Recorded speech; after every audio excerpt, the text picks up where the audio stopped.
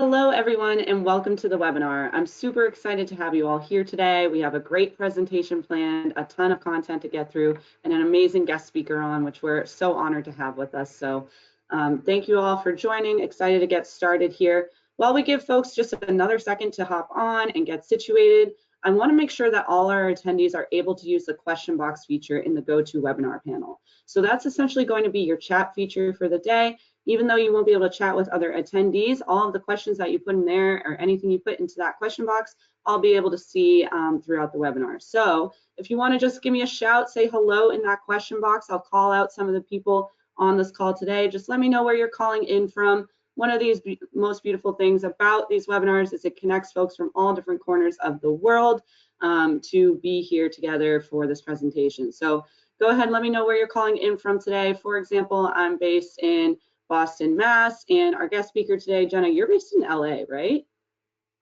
Yes, LA. Beautiful. Probably a lot better weather there than we're having right here right now. I feel like every time I do these webinars, it's always like classic Boston weather and overcast. Let's see, we got a few folks chatting in right now. We have Rick calling in and we have Rick calling in. We have Andre from Chattanooga, Danita from Naples, Florida, Drew from Ohio, Maximus from Oregon, Jennifer from Nashville, Rachel from Rome, New York, Pat from Tampa, Jacinda from San Antonio, Texas, Maria from West Palm, Florida. We have Martha from Athens, Georgia, Laureen from Waco, Texas. Patty says hello from sunny Central Florida. Linda says hello from San Diego, California. Nicole from Wisconsin, Christina from New York, Sarah from North Carolina, Stephanie from Ontario, Canada, welcome. Peter from Seattle, tons of responses coming in. I wish I could call out every single one of you. Thanks for participating. But again, I just want to make sure that we're all able to use that. So thanks for chatting that in and just saying hello. It's one of the beautiful things from these webinars. So with that, we'll get started with a couple of housekeeping items for today's presentation. As I mentioned, I put a group message out to all of the attendees, but just in case you did not see that, please take note that everything in this webinar will be recorded. This webinar will be recorded. You don't have to worry about taking notes or anything like that.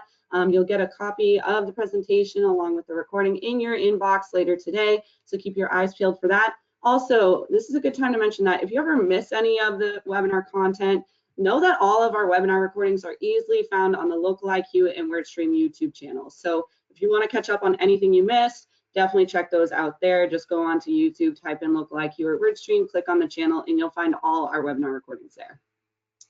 Also, be sure to submit your questions for the Q&A at the end. That's why I made sure that I had you all try out using the question box, because I want you to feel comfortable adding your questions in throughout and save some for the end. If you've attended any of our past webinars, you know that these sessions with the Q&A are a really unique experience where it's almost like you can get your questions answered in a one-on-one setting.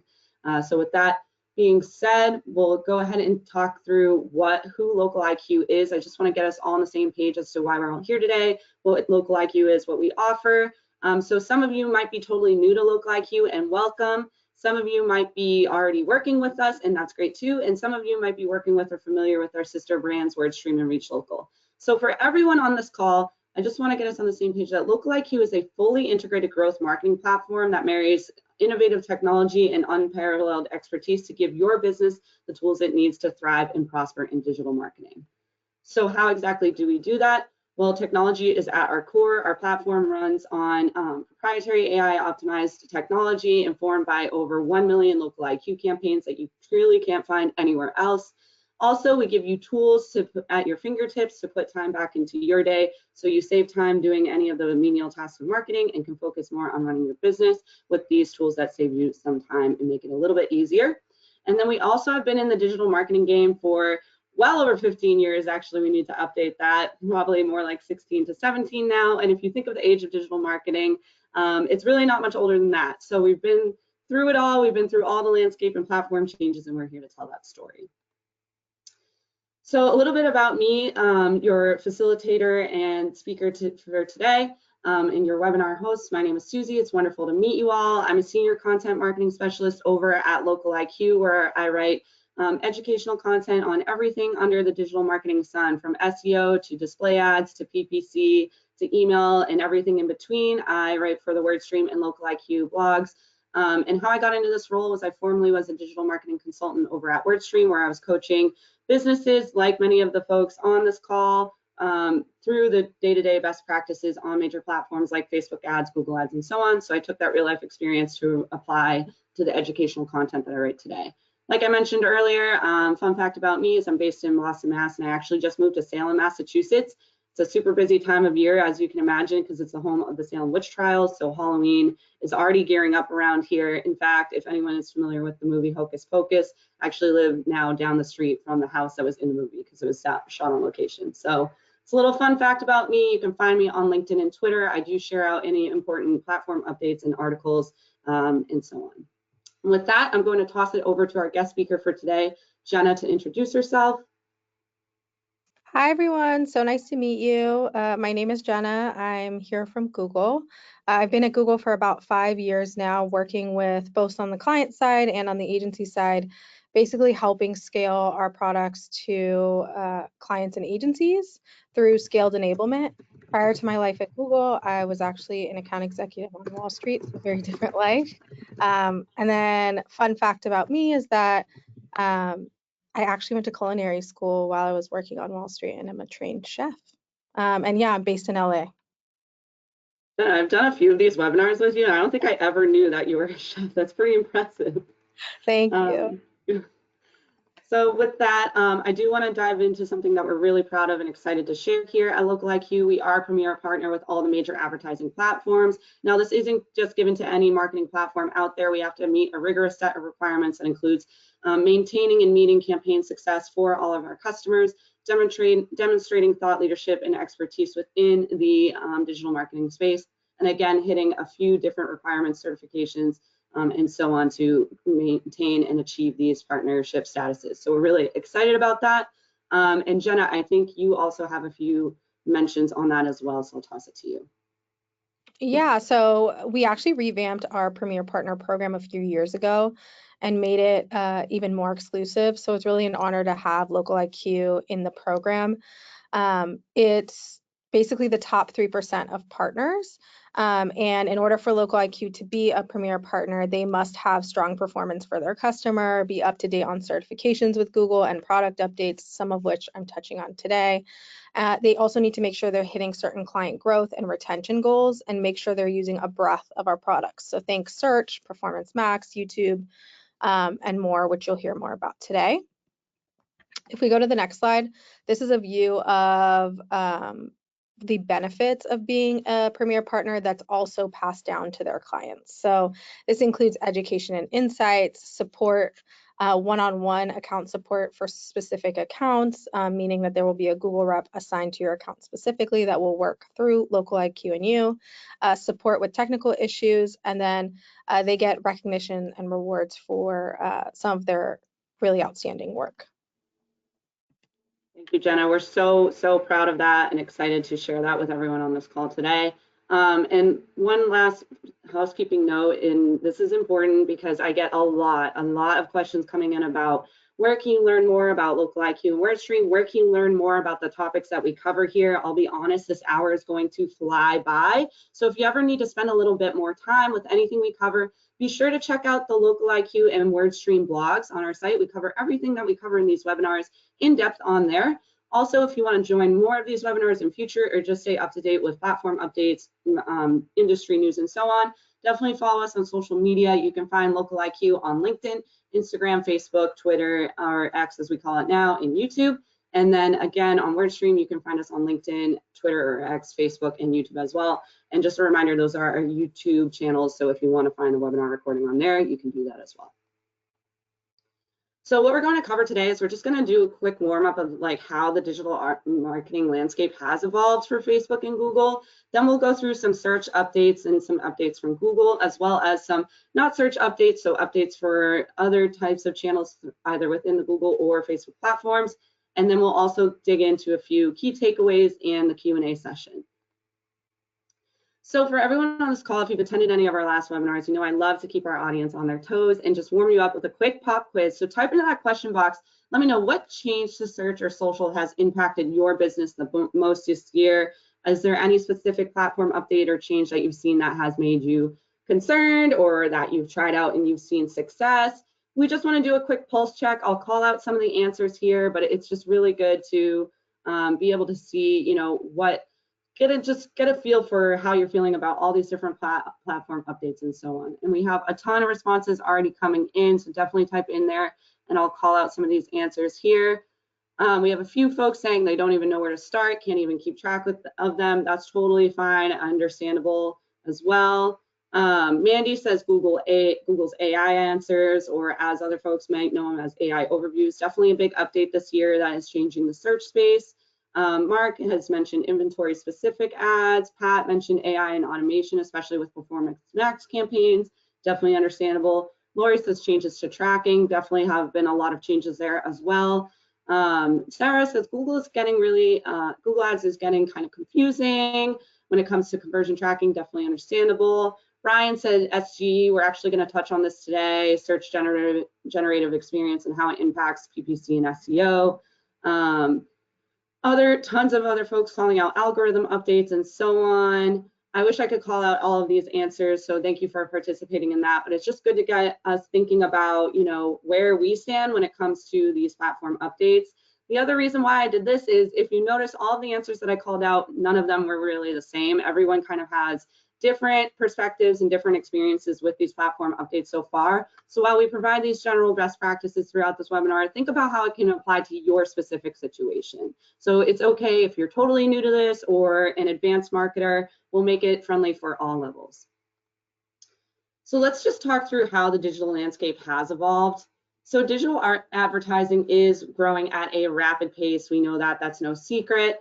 But just a few stats to call out here. 62% of advertising in the past year was online. So it is growing at a rate of about 8.4% even this year. Social media marketing also makes up 33% of all digital ad spending. And if you're not running a search or social PPC campaign, you probably want to join in on that, because 65% of small to medium-sized businesses have been running PPC campaigns, so odds are your competition likely is as well. And 45% of businesses have paid search in their strategy as well. So it's definitely a growing industry that's still thriving and evolving. So you definitely want to try to be on track as much as you can with that. And through the last year or two, we probably see AI lead most of that. So 45% of growing businesses believe that AI will improve their marketing and sales. So it is something that might be worth embracing for your business if you haven't yet. And it also has been seen to and expected to improve productivity. So the majority of growing businesses, small businesses, and so on are already embracing AI. So if you're not yet comfortable with AI, that's okay, but now is the time to start thinking about how you can incorporate it into your strategy. So let's start diving into these major search updates, and we're going to start first with the automatic ad placements and AI overviews. So Google recently announced a wider release of AI overviews in search results, formerly known as SGE or the Search Generative Experience. Now, Google is testing automatically placed search, performance max, and shopping ads in AI overview boxes. The ads will show up in a block labeled sponsored to separate them from organic and AI-derived content. Google will place these ads automatically when they match the intent of both the query and the AI overview, and advertisers don't need to take any action to target on these placements. With that, I'll toss it to Jenna. What are your thoughts here with the AI overviews in ads? Yeah, so real quick too, we're going to be saying AI a million times today. I think when we think about AI overall, we think about the fact that it's not that you're competing with AI, you're competing with marketers using AI. So you need to be thinking about how are you utilizing it as a tool. So here with ads and AI overview, advertisers can basically now reach customers in new moments of exploration on search with these integrated ads that are relevant to both the AI overview content and the search query that a user is searching. We're also seeing now that more search queries, instead of being 1 or 2 words, are actually sentences. So that's how people are using the product and are searching now. So they're much longer searches. Search and shopping ads will be relevant to both the AI overview content and the user's search query, basically providing new opportunities for you as an advertiser to engage with potential customers. The key benefits are you can reach consumers within a new journey of discovery on search. So with generative AI, people are searching in entirely new ways and finding more helpful answers to these complex questions. So that's what I was touching on when I was saying, yeah, the searches are much longer and ads will now be integrated directly into the AI overview. And then second, you can go beyond matching ads to keyword queries. So AI overviews highlight the most helpful options so people can figure out what path to take next. So basically your ad will match against the AI overview content and the search query to ensure it's as relevant as possible. And then basically you're able to find more qualified customers and shorten the path to purchase. Now the path to purchase, it used to be kind of, we used to talk about funnels. It's much more complex. We think about it kind of in a infinity symbol almost way, where people now aren't just searching for what they want and purchasing. They're typically, you might see a YouTube video and then see an ad and then Google search the company. And then you might go to Google Maps and look at the location and if it's in store, and then you might purchase. So this path to purchase is very complicated, especially now. So we're trying to find ways for you to find more of these qualified customers and shorten that. And they can basically, people can take action more quickly when they learn about the things your business can help with. Thank you, Jenna. Now moving on to our next update here, we're seeing AI-powered personalized recommendations and advice as well. So Google is using AI to speed along shoppers' decision-making processes for large or complicated purchases by offering personalized product recommendations. Google uses the example of someone shopping for a storage space. The user would search for short-term storage and click on a relevant ad. They would then enter a guided shopping experience where they could answer questions and provide a photo of what they wanted to store. Google AI reviews the details and suggests the right size storage unit and related items like packing materials. The user then clicks through the product page on the business's website to finalize their purchase. Jenna, do you want to expand on this, please? Yeah, sure. So your search ad can now be more than an offer. It can be this interactive and AI-powered experience, providing more personalized recommendations that really sets the bar for what a helpful ad can be. This allows you to unlock new ways to express demand. So it creates an end-to-end experience where customers can share more about what they want through multimodal inputs.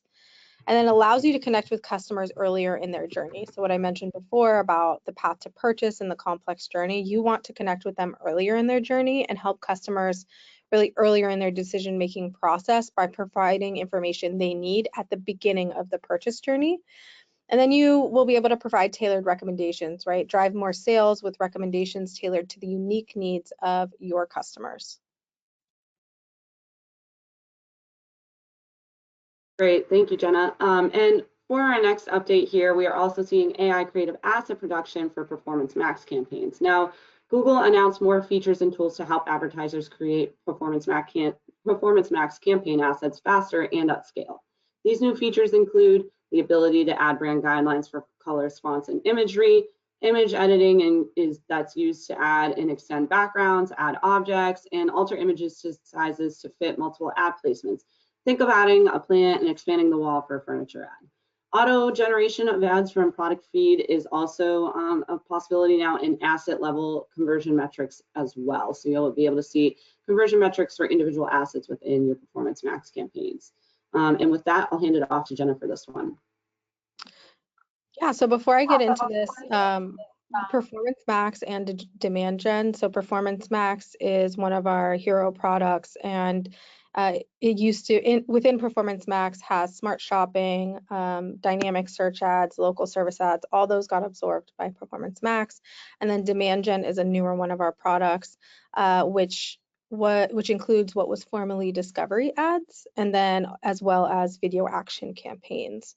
So these are more visual ad products. Performance Max does include search, but it's more of a visual product. And we've basically upgraded the underlying technology for asset generation. So it's built specifically for advertising. This was done by tuning our models with performance data that includes your specific industry. And then combined with your data, these are the core ingredients to help you generate high quality performative creative. 63% of advertisers who use asset generation when creating a PMAX campaign are 63% more likely to publish a campaign with good or excellent ad strength. And we know ad strength is vital, especially for these visual type of campaigns like Performance Max, Demand Gen, YouTube. Creative is really, really important. And this allows you to improve the ad strength. Great, thank you, Jenna. And along the lines of different campaigns that we're talking about here, switching back to shopping campaigns, we're also seeing AI-enhanced shopping ads. So shopping ads get another layer of AI treatment with several upgrades to create a more immersive shopping experience. For example, we're seeing a virtual try-on for apparel. Google is expanding its virtual try-on, or VTO as it's now known, experience to apparel ads. Beginning with men's and women's tops, users will be able to see how individual styles look on different body types. We're also seeing 3D product images using Adidas brand sneakers as an example. Google showed off that new 360-degree shoe views that can be featured in ads. Google generates the 3D views using images provided by the seller. And now this may end up being a popular option for the narrow band of PPCers that can use it. However, it'll be interesting to see how many holiday ads get this treatment. But also, we're seeing in-ad short-form product videos too. Advertisers can now incorporate short product videos created by the brand or by influencers into ads. The videos will be clickable and interactive, letting shoppers view related products and get styling suggestions. The ads will include product details under each video. Jenna, I'll toss it to you. Yeah, so I love this feature. I don't know if you've ever used basically Google Lens to search a Google product by or search a product by image. I do this all the time. So shopping ads are now in visual search results. So let's say you see someone's shoes you like, or in this case, a luggage, and then you take a photo and drop it in Google search. It will then show you variations of this product. I often do this with shoes that I really like, and it'll show me like a bunch of different shoes, some cheaper. Furniture it's really good for. So basically it's a great way to see shopping ads, and now they're included in this visual search. Some of the benefits are there's multiple ways to visually search, right? Search for what you want and you see in the real world. All you do is point your phone's camera, or you can even just, if you have an Android, you just circle what you see on your Android phone screen and it'll automatically pull up the search and you're able to see products. You can also turn visual interest into an instant purchase. So shopping ads in visual search results allow you to showcase your products when they're relevant to the photos and screenshots that people search with. And then you make buying effortless, right? This is really easy. Like I said, as a user of the product myself, ads will be at the top of the search results and automatically include assets that you've already provided Google Ads. Thank you, Jenna. Now, also wanted to touch on the conversational experience in Google Ads. So in a move to improve the quality of data used to guide AI outputs, Google announced that its Ads Data Manager platform is coming out of beta testing and now widely available. The Ads Data Manager lets advertisers aggregate first-party data from sources like YouTube, Google Ads, HubSpot, and Shopify to make it more visible and actionable. The platform also acts as a check engine light to help make sure marketers are using data safely and responsibly. Jenna, back to you. Yeah, so now when an advertiser wants to create ads, you can use AI directly in Google Ads to ask it to create the headlines, the descriptions, or help you even create those strong assets. This is really important for small business advertisers as they build their first campaigns. So 63% of them have strong ads because of this feature, and we know that this has a 12% uplift in their performance on average. If we go to the next slide, this is what it looks like in the UI itself on the right. So it allows you to effortlessly create optimized campaigns with good or excellent ad strength. With just one URL from your website, you can get the ideal campaign setup from the start, completed with the right broad match keywords and assets. And then you can partner with Google AI directly in Google Ads. And then you can simply just chat with AI to get ideas for new keywords and text and image creative Google will draw from your website and existing assets, and you can review everything before saving your ad. You're using it for inspiration. Again, this is everything existing in one place in the UI.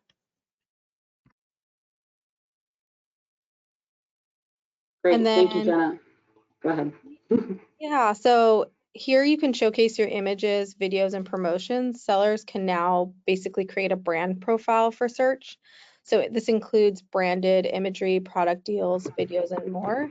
It will serve as a companion to Google Business Profile, where local shoppers will be able to find local information on search and on maps. And ads will continue to appear on the page along with the brand profile.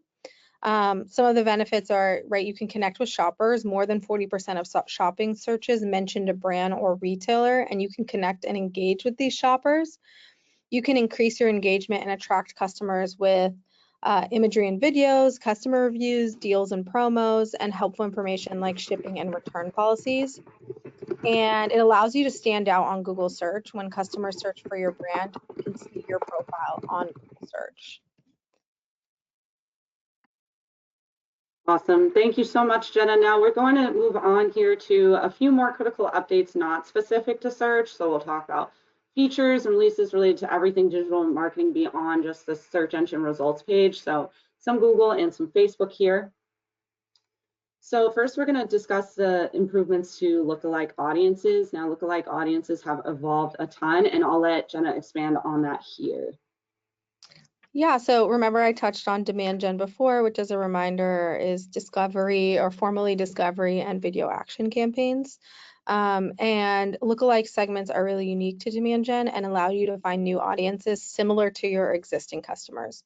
Now with lower thresholds and more audience insight, you can use the list that you have. So think about someone who's maybe a past purchaser or emails that you've collected on your email list. You can also use a list of users who converted on your social media campaigns. So this allows you more flexibility. You can find new audiences similar to your existing customers. The minimum required list size went from 1,000 to just 100 users. There's more audience insights. You can get critical insights on your lookalike segments. So you can get affinity categories and market categories, age, demo, gender, devices, and more. And these insights will help you understand campaign performance and then inform decisions for optimization. You can also test new audiences. So take action on these new insights to identify brand new high value audiences you haven't explored. For example, an outdoor gear brand that sells stainless steel tumblers might be surprised to find that their lookalike segment is primarily made up of teens and fashionistas because the tumbler is trending as a new status symbol. We all know which tumbler that is. Oh, yeah. All right. Thank you, Jenna, for that. Now, moving on to new profit optimization goals in Performance Max. Advertisers will be able to optimize ads for profit goals in Performance Max campaigns. Jenna, back to you on this one. Yeah, so you can track your account's optimization between 0 and 100 optimization score, and you can implement AI-driven recommendations with estimated impact for measurable improvements. Earlier, remember I said Local IQ is a premier partner, and they actually have to maintain over 70% optimization score for all of their customers. So they will make sure your account has this high performance. This allows you to see where you stand and take action, right? It helps you understand where there's potential to drive more growth with the AI essentials, and you can make progress by applying recommendations in just a few clicks. This is really user-friendly. I know there was a question around like complexity of the Google Ads products. So all of these that we're going through are really helpful for small businesses. There's also real-time personalization based on your goals. So recommendation cards are served to you based on real-time account data, so you know which AI essentials to prioritize for best performance for your specific account and goals. And then it shows the impact. So each recommendation actually displays the estimated score uplift in the right corner. And we observed that advertisers who increase their account level optimization score by at least 10 points saw an average of a 15% increase in conversions. Great. Thank you, Jenna. Do you want to, I'll cover this one, right? Go ahead. Okay. Cool. So we're also going to touch on new visually immersive ad formats and features like clickable stickers created from existing image assets, allowing users to swipe left on a branded YouTube landing page, and AI-generated animations based on static images. So Google shared that it's expanding its demand gen video ad campaigns by adding new options for advertisers. These features include the list that I just mentioned here, but again, I know Jenna has been talking a lot about the expansions to demand gen campaigns, and this is just another example of that. We're also going to touch on cohesive first-party data here. So remember that first-party data is the data that you own or you hold as a company. So it's data that you collect and hold as your own data from your own business. So in a move to improve the quality of data used to guide AI outputs, Google announced that its AI Data Manager, again, is coming out of beta testing for the platform. So again, just a reminder that this data manager lets advertisers aggregate first-party data sources from those platforms like YouTube, Google Ads, HubSpot, Shopify. So again, you're able to just kind of like better organize and feed in your first-party data so that you get better results from your Google advertising experience.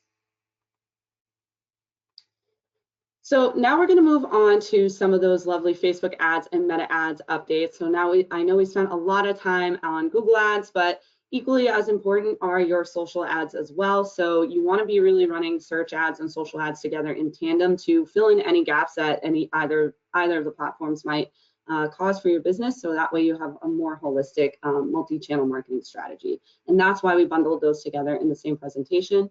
With that, I'll get us started here with just how Meta has expanded its e-commerce ad options. So for any e-commerce brands on the call, it has integrated with Magento and Salesforce Commerce Cloud for shopping ads.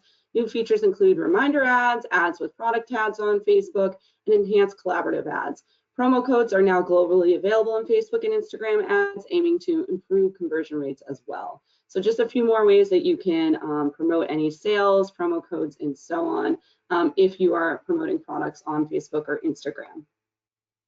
We're also going to talk through Meta Generative AI for ads. So similar to how Google has enabled a lot of new AI features and tools so that you can create more assets for your ads on search and other Google channels, you can do the same thing on the Meta ads platform. So for example, these new tools allow advertisers to create full ad images with text overlays using their existing creative assets.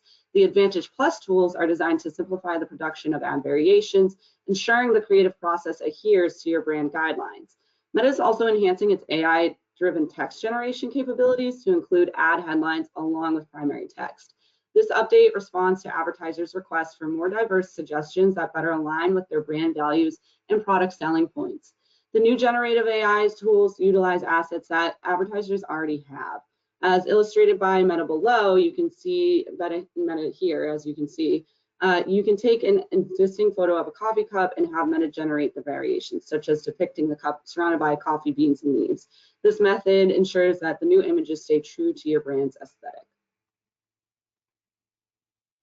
So also along with that, we're also seeing Meta AI integrated into responding to customers and messages, so you can generate post comments and so on. New AI features help generate post comment suggestions and enhance product copy and create community chat topics. Some of the other updates include the Imagine feature that allows users to generate and share images, while Reimagine enables a collaborative image creation in group chats.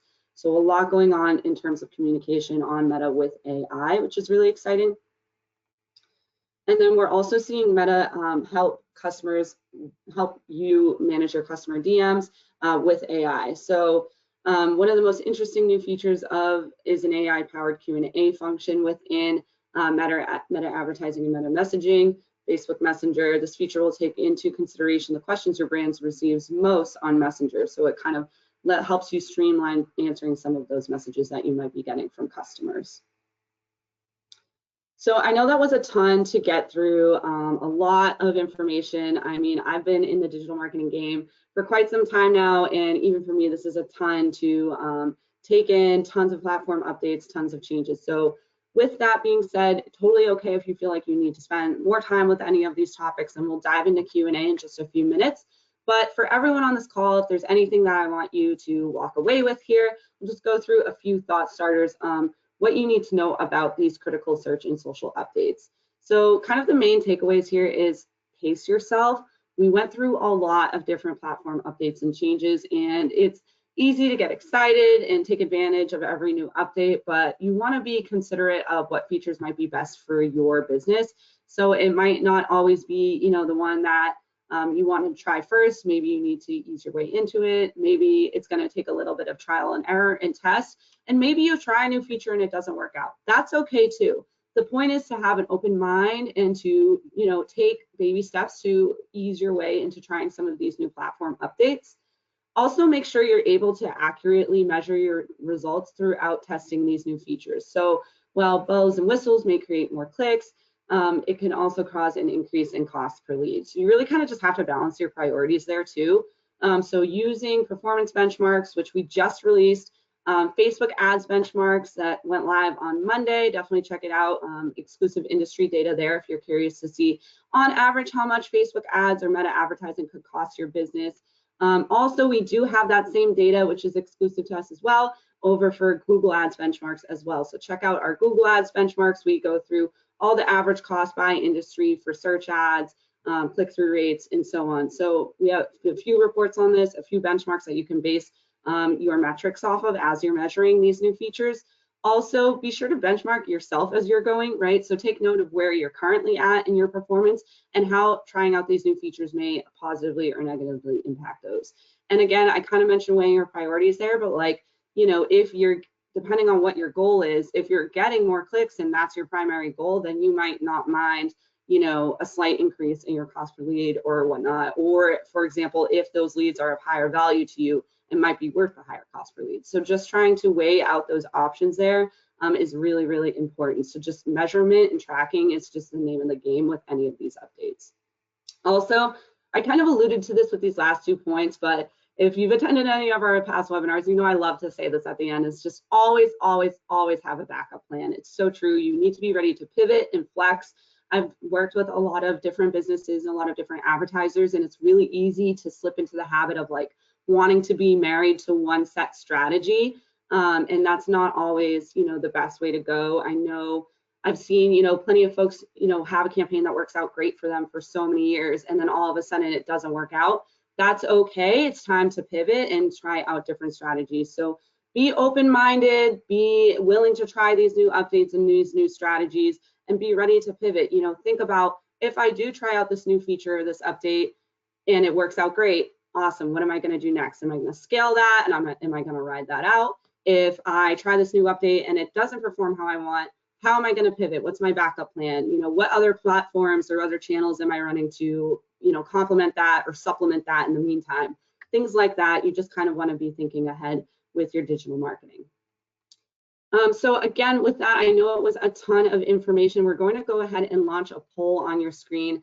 And folks, I saw a lot of questions coming in about specific industries, specific businesses. This is your time to shine. Hit yes on that poll if you have specific questions about your business, or specific questions about your unique industry or your unique business. This is why we have that poll on the screen, because of course we can't answer every single question on the remainder of this call, especially just on an individual basis. If you have individual questions, we're going to try and answer the questions that are more general that can in fact inform the rest of the group here. So if you do have specific questions, that's why this poll is on your screen. I know it was a lot of information. So if you want to speak with an expert one-on-one at a time of your choosing, go ahead and hit yes on that poll.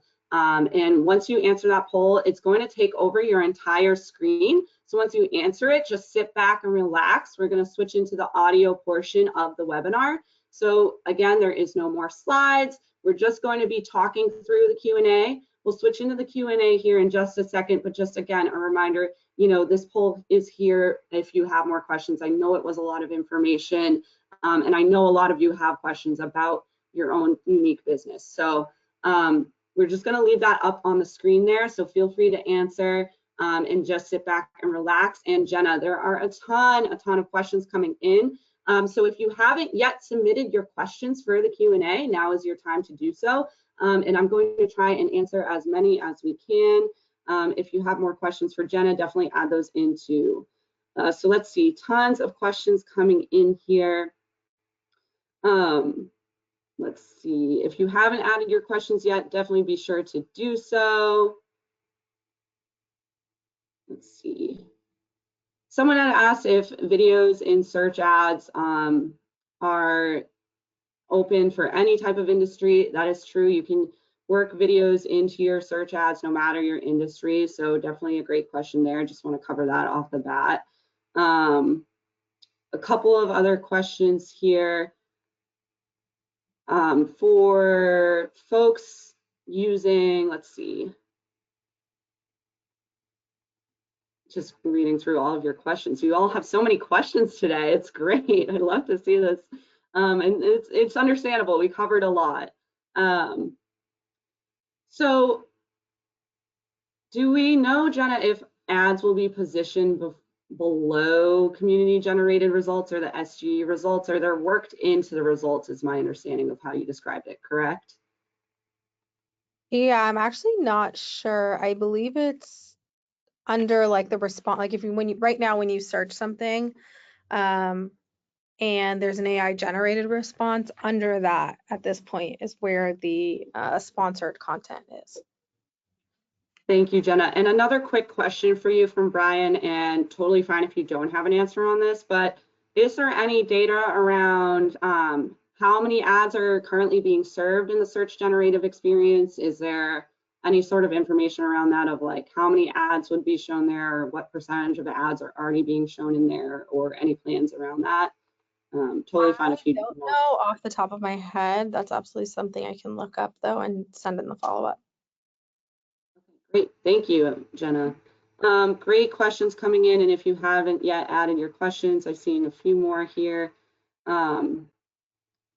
So we had a couple folks ask, this is interesting, Jenna, I would love to hear your thoughts about this. Do we need to use enhanced conversion tracking, or is normal conversion normal conversion goals okay to use? I feel like moving to enhanced conversion tracking is really where some of these features will start to shine and where the space is moving towards. Would you recommend moving to enhanced conversion tracking? Everybody should absolutely be doing enhanced conversions. It's really important for your measurement to be able to capture all of the accurate conversions. And it has an impact on search, but once you start expanding and start using video, I want to say the stat, I'm not 100%, but I'm pretty sure the stat last I heard was 12% increase in conversions with enhanced conversions. We absolutely recommend that it should be a part of your measurement solution. And that's actually something Local IQ and I worked on together to ensure all of their customers have that set up. Great answer there, Jenna, and thanks for mentioning that too. Really amazing that all of the Local IQ customers are able to use enhanced conversion tracking, because agreed, I mean, that stat speaks for itself. It shows a lift in conversions, which is ultimately what we want to see. I got a question in from David here, and I'll just answer that, cover this one for the group. He asked, how do you determine industry and company cost per lead? Well, as I just mentioned in the key takeaways, I would highly recommend you can type in WordStream, Google Ads benchmarks, Facebook Ads benchmarks, and our results will show up. We just recently released very up-to-date 2024 reports for the industry averages by industry for Google Ads and Facebook Ads for all different metrics, including cost per lead and cost per click. So if you're unsure how to determine your average industry cost per lead or cost per click on Google Ads or Facebook Ads, we have that information available for free on our websites, on both the Local IQ and WordStream websites. So if you aren't sure how to determine that, go ahead and head to those reports, and you'll be able to see an average that you can use as a guideline and a baseline to kind of work off of. And there's tons of information on there of like how you can increase that, how you can check your own performance, and so on. So great question there, David. Thanks for asking that one. Let's see, any other questions coming in here? A lot more industry-specific questions I'm seeing come in again. So again, if you haven't yet answered that poll, we're going to leave that up on the screen for you to do so. Lots of questions around the cost of different features as well. Again, it's going to be varying based on your business and your budget and so on. So again, that's another one that's more specific to your unique situation, but great questions there. Great, so tons more questions. I wish we could answer all of them. Let's see. Someone else asked one good question that I'd be interested to get your thoughts on, Jenna. They asked, how can you improve ad rank? Does it matter like the types of keywords they're using in unison with their ads? Of course we want the keywords and ads to match up, but do you have any other advice for ad rank improvement, Jenna?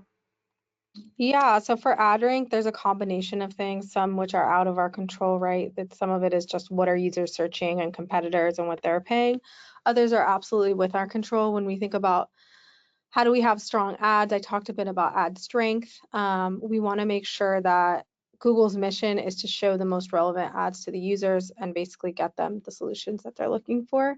So to have higher ad rank, it needs to be relevant, meaning that you're using keywords, broad match keywords ideally that are attached and you can use the keyword planner to find these keywords, but that are similar to what's on your landing page, making sure that you have strong ad strength, you have relevant headlines and descriptions. You can use the AI tools we talked about today to create those, making sure that you have smart bidding on and that you are utilizing enhanced conversions. All these things add up together to make sure that you have a strong ad rank and that you're showing.